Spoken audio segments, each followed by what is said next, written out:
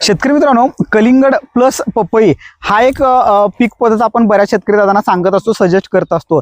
तर ह्यामध्ये बऱ्यापैकी 2 ओळीतलं अंतर 8 फूट असतं, 2 पपईतलं अंतर 5 फूट असतं।